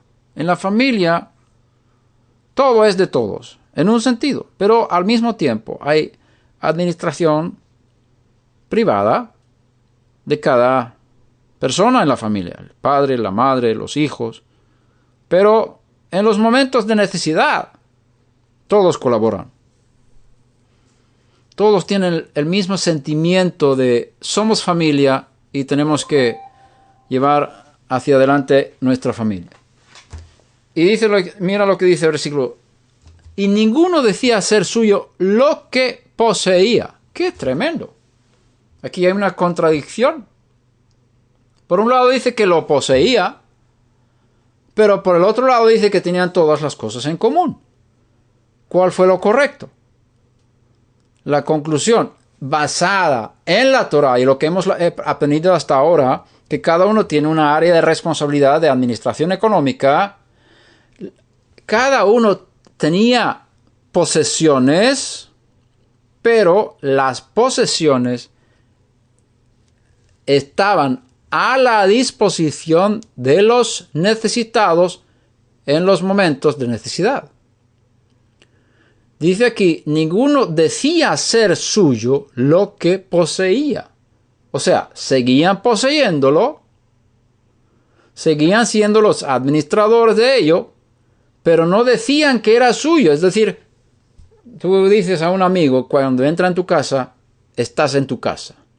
Realmente, si estuviéramos queriendo decir lo que estamos diciendo, él podría decir, bueno, entonces yo voy ahora mañana voy a hacer una escritura y vender esta casa, porque ya es mía.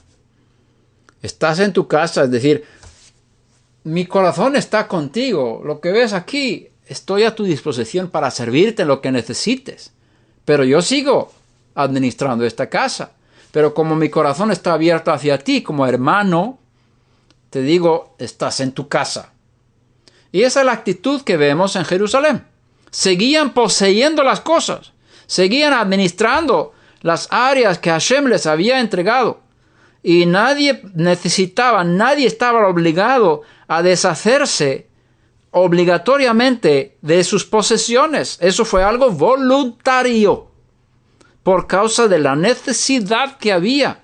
Porque más adelante vemos también que vivían en pobreza y había también una profecía que decía que va a venir una hambre sobre toda Judea, sobre toda la tierra, y no se refiere a toda la tierra de los romanos, sino la tierra de Israel, sobre todo el país de los judíos. Entonces Pablo estaba recogiendo dinero de los gentiles para suplir la necesidad económica de los judíos en Judea, porque estaban en necesidad por causa del hambre que había, por causa de falta de lluvia. Entonces, en este caso, la gente tenía este gran corazón de querer compartir con sus hermanos que estaban pasando un mal tiempo, y por eso vendían sus posesiones, es decir, si tenían 2 o 3 tierras, vendían 1, 2 o 3 tierras, las que tenían, para liberar dinero y dar a los necesitados en la congregación. Y uno se pregunta, ¿pero por qué no guardaban sus tierras? ¿Por qué no producían? Porque en las tierras hay posibilidad de producción de comidas. Bueno, como no llovía, no producían esos años, pero más adelante era un valor. La razón tenía base en la profecía, porque Yeshua había dicho que esa ciudad iba a ser destruida y que iban a tener que huir de Jerusalén. Entonces, ¿para qué necesitaban sus casas y sus tierras? Porque dentro de unos años tendrían que salir de ahí huyendo por causa de la destrucción de Jerusalén en el año 70. Entonces, todo fue una planificación con el espíritu, con el corazón, pero todavía, incluso si habían vendido sus tierras, ellos poseían el dinero. Y eso es algo muy importante. Vamos a seguir leyendo. Dice, todas las cosas eran de propiedad común, pero eso, yo diría, es una verdad con modificaciones, porque lo vamos a ver después. Es una actitud, como decir, estás en tu casa. Cuando hay necesidad, vamos a apoyar. Estamos en familia, llevaremos adelante esta familia juntos. Ahora, si hay unos abusadores que puede haber, de querer abusar de la generosidad de los demás y no querer trabajar y todas estas cosas, hay otras reglas que rigen. Pero esta congregación en Jerusalén vivían en un nivel de entrega que podían corregir a los que querían abusar de la generosidad de los demás. Porque cuando hay este tipo de generosidad en una comunidad, siempre entrarán a los abusadores, los que no quieren trabajar, los que quieren aprovecharse de la generosidad de los demás y no ser responsables. Sacar los beneficios de los generosos, pero no entregarse de vuelta. Los parásitos siempre están. Pero en esta congregación tenían un nivel de santidad, un nivel de entrega, un nivel de kedushá, un nivel de poder tan elevado que todos estos parásitos fueron eliminados de la comunidad. Esto lo vemos en el capítulo 5 con Ananías y Zafira. Pero antes de llegar ahí, seguiremos leyendo en el capítulo 4. Con gran poder, los apóstoles daban testimonio de la resurrección del Señor Yeshua. Mira, el resultado de esta actitud de que mis posesiones, o más bien las cosas que Hashem me confió en mi administración personal, las pongo a la disposición de mis hermanos en el Mesías. No considero que esto sea mío, que yo soy el dueño, sino estoy dispuesto cuando Hashem me indique, cuando el Espíritu me indique de compartir, y cuando veo necesidades vamos a compartir con lo que tenemos.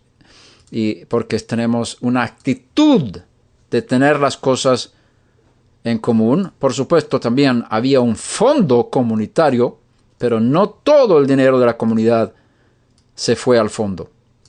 Con gran poder es el resultado de esta actitud de amor y entrega económica en la comunidad. Con gran poder los apóstoles daban testimonio de la resurrección del Señor Yeshua, y abundante gracia había sobre todos ellos. No había pues ningún necesitado entre ellos, porque todos los que poseían tierras o casas las vendían, traían el precio de lo vendido y lo depositaban a los pies de los apóstoles.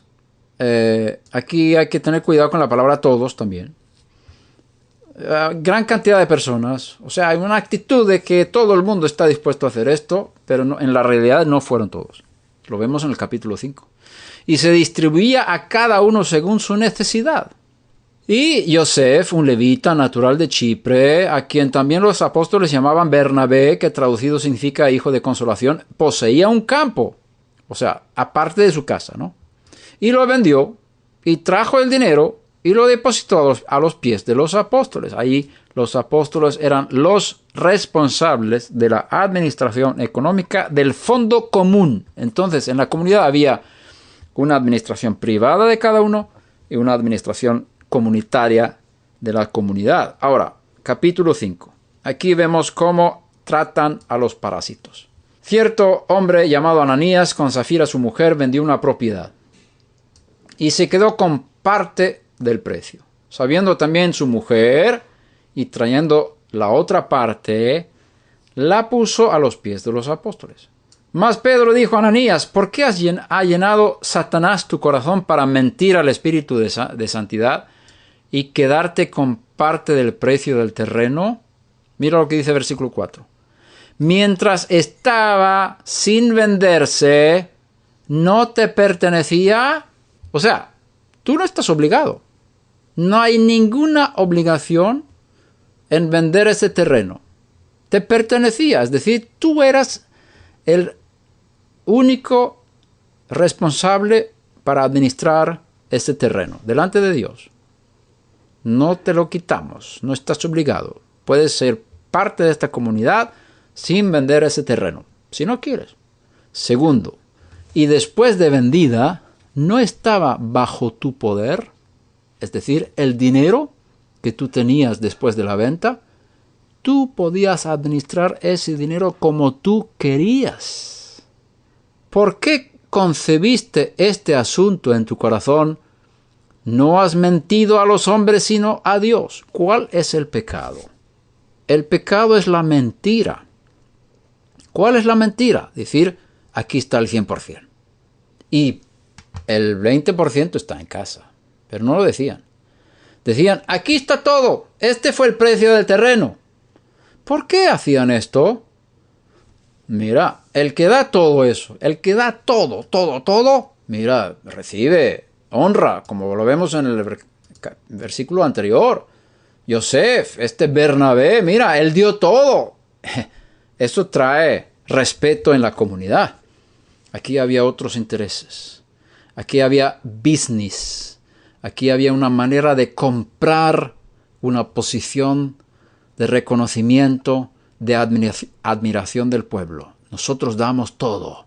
Somos reconocidos en la comunidad como dar de todo corazón, pero nos quedamos con una pequeña parte. Y decimos que es todo. Y así recibiremos la honra y también nos quedamos con una parte. El pecado, escucha bien, amados, el pecado no fue entregar todo. Ellos podían haber entregado 10%, 20%, 30%, lo que querían a la comunidad. No importa.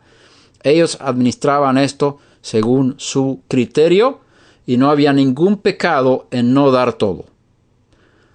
El hecho de dar, digamos, el 80%, una parte, y quedarse con una parte y decir que era todo, ese fue el problema. Este fue el pecado. Fingir, aparentar, mentir, dar una imagen de una entrega total cuando no hay una entrega total. Este fue el pecado. Por lo tanto, al oír a Ananías estas palabras, cayó y expiró, y vino un gran temor sobre todos los que lo supieron. Y los jóvenes se levantaron y lo cubrieron, y sacándolo le dieron sepultura. Aquí, esto es un buen trato para los parásitos de la comunidad, los que quieren recibir los beneficios de la entrega sin compromisos. Los que quieren sacar los beneficios sin pagar el precio para obtenerlos. Después de un lapso como de 3 horas entró su mujer, no sabiendo lo que había sucedido, y Pedro le preguntó, mira aquí la pregunta, dime, ¿vendiste el terreno en tanto? Esta es la pregunta. Esta es la pregunta. Y ella dijo, sí, ese fue su precio. Ahí está. Ella hubiera podido decir, no, lo vendimos a 100 y estos son los 80 que entregamos aquí. Nos hemos quedado con 20. Y Pedro hubiera dicho, muy bien, perfecto. Nos quedamos con 80 en la comunidad, que Hashem bendiga y os ayude a utilizar los 20% restantes, conforme a su voluntad. No hay ningún problema. Pero no digas que es el 100% para obtener ese reconocimiento en la comunidad, para ser honrados por los hombres. Ahí vemos un motivo equivocado y un amor al dinero, y eso es idolatría. Y ella dijo, sí, ese fue su precio. Entonces Pedro le dijo, ¿por qué os pusisteis de acuerdo para poner a prueba al Espíritu del Señor? mira, los pies de los que sepultaron a tu marido están a la puerta y te sacarán también a ti. Al instante ella cayó a los pies de él y expiró. Al entrar los jóvenes la hallaron muerta y la sacaron y le dieron sepultura junto a su marido. Y vino un gran temor sobre toda la congregación y sobre todos los que supieron estas cosas. En una comunidad correcta, las personas tienen libertad, pero también hay una exigencia de honestidad, de sinceridad, de compromiso. El que no quiere trabajar, que no coma. El que no es sincero, que no venga aquí a sacar los beneficios de los que sí somos sinceros. Los que somos generosos aquí, que no vengan los parásitos a sacar los beneficios sin la responsabilidad de una vida transparente y una vigilancia espiritual sobre tu conducta y tu manera de conducirte delante de Dios. Si quieres los beneficios de la comunidad, tienes que vivir en santidad. No puedes permitir que la mentira y el engaño y la corrupción esté gobernando tus actos, porque no vas a poder sobrevivir en esta comunidad. Yo espero que Hashem nos ayude a llegar a ese nivel de comunidades. Cuando los parásitos son expuestos, o se arrepienten, o salen de la comunidad, o se mueran. Que Hashem nos ayude a entender estas cosas, porque la propiedad privada es protegida por la Torah en el sentido de administración personal, y no podemos quitar de las personas todo. Y como Yeshua dijo, el que abandona su casa, sus bienes, sus familiares, recibirá 100 veces más en este tiempo. El tesoro que hay en el cielo produce en este tiempo un resultado de la entrega material, incluso de las relaciones familiares. Y no podemos pensar que el que entrega todo no va a tener ninguna administración económica después. Eso no es cierto. La Torah dice: no codiciarás la casa de tu prójimo. Y también en Corinto Pablo dice: ¿vosotros no tenéis vuestras casas donde podéis reuniros? Ahí vemos que no hubo una comunidad económica comunista en Corinto. Cada uno tenía su casa. Y también vemos más adelante en Hechos de los Apóstoles que se habla de la casa de cierta persona. O sea, aquí hay que ver el contexto dentro de la luz de otros textos de la Torah y el Tanaj, para no confundirnos y entrar en pensamientos no correctos. Quiero mencionar 2 textos más antes de terminar hoy. Primera de Timoteo 6, versículo 3 en adelante. Dice: honra a las viudas que en verdad son viudas. Esta es una carta a un apóstol para administrar la congregación o las congregaciones. Y en las congregaciones, como también vimos en Jerusalén, había un fondo comunitario de la comunidad, de la congregación. Y en ese fondo había dinero para repartir a los necesitados. En la congregación los que no podían trabajar. El que no quiere trabajar, no coma.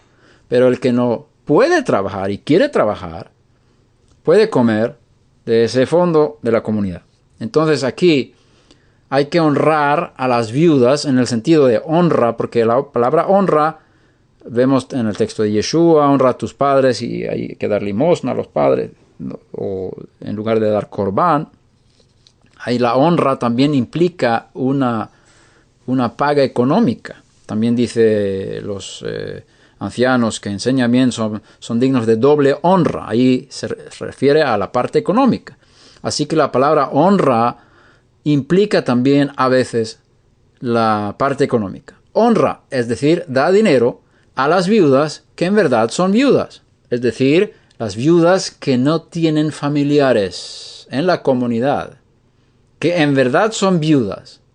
Pero si alguna viuda tiene hijos o nietos, que aprendan estos primero a mostrar piedad para con su propia familia y a recompensar a sus padres, porque esto es agradable delante de Dios. Los familiares tienen responsabilidad de ayudar a sus ancianos que ya no pueden trabajar y sostenerse, en el caso de que no tengan dinero para ello. Pero la que en verdad es viuda y se ha quedado sola, tiene puesta su esperanza en Dios y continúa en súplicas y oraciones noche y día. Es decir, esta viuda, este tipo de persona, tiene que ser ayudada por el fondo de la congregación. Mas la que se entrega a los placeres desenfrenados, aún viviendo, está muerta.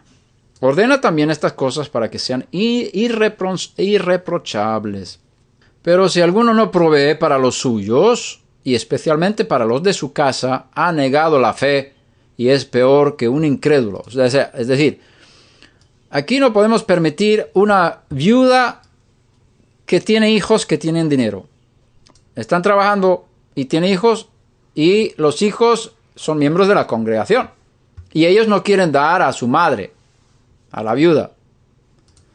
Y Pablo dice, no. Aquí los parásitos no. Vosotros, los hijos, tenéis que mantener a vuestra madre, porque este es vuestro deber.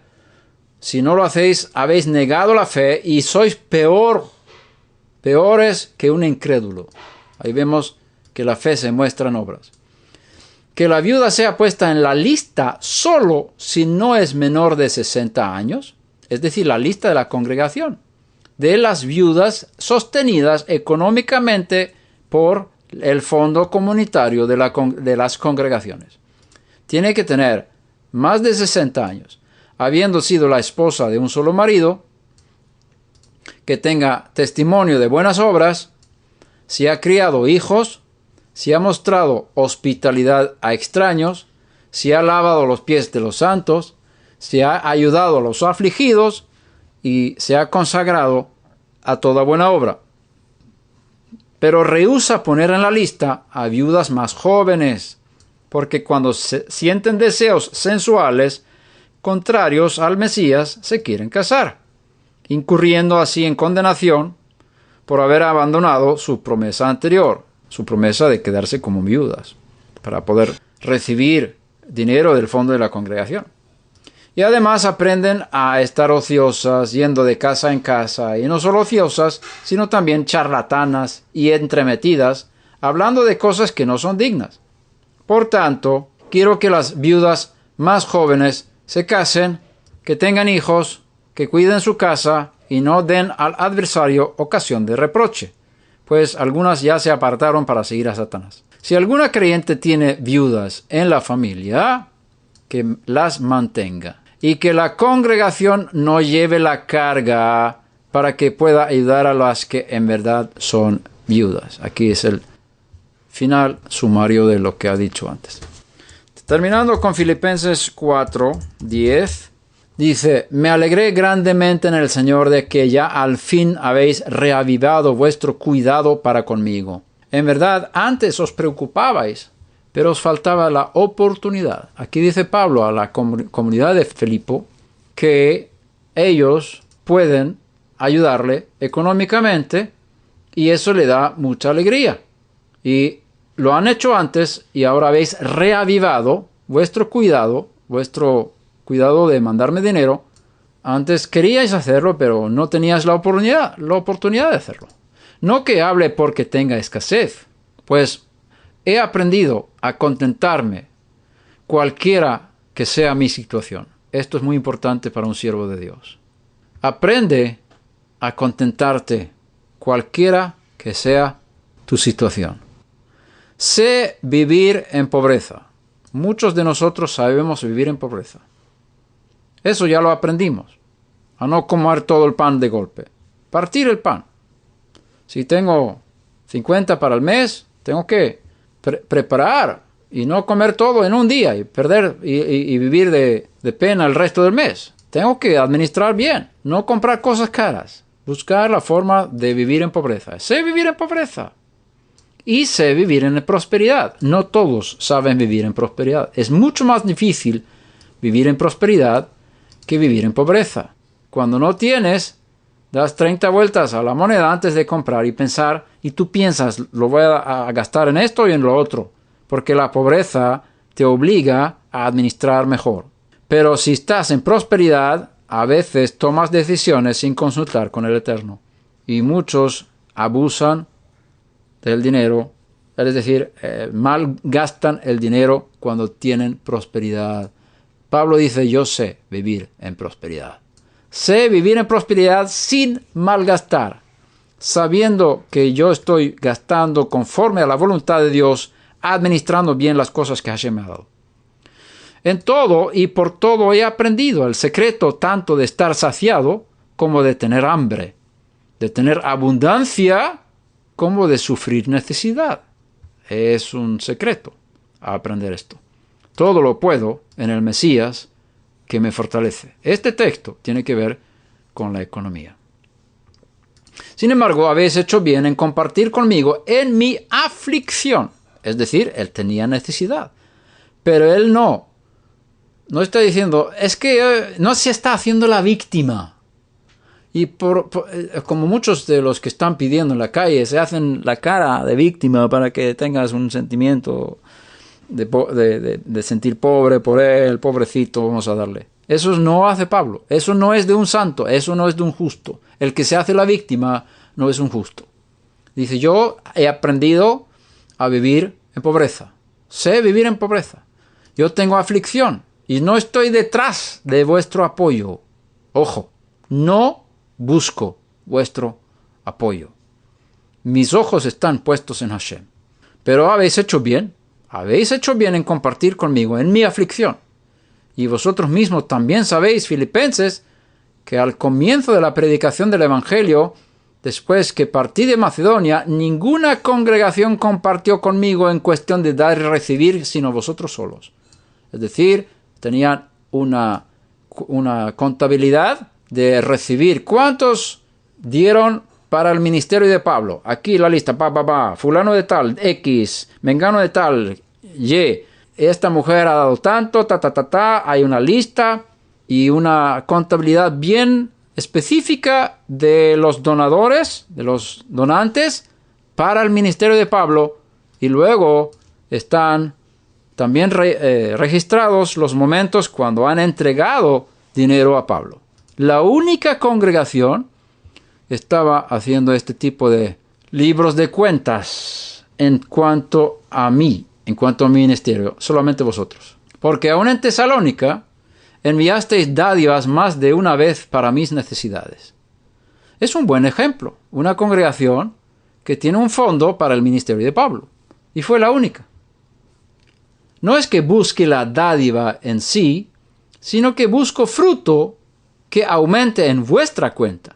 O sea, mi interés no es que yo reciba, mi interés es que vosotros seáis bendecidos por darme a mí, porque yo sé que el que me da a mí, Hashem le va a bendecir. Por eso a mí me interesa más que me deis para ser bendecidos vosotros, no para que yo tenga mis necesidades cubiertas. ¡Qué corazón! Este es el corazón de un hombre santo.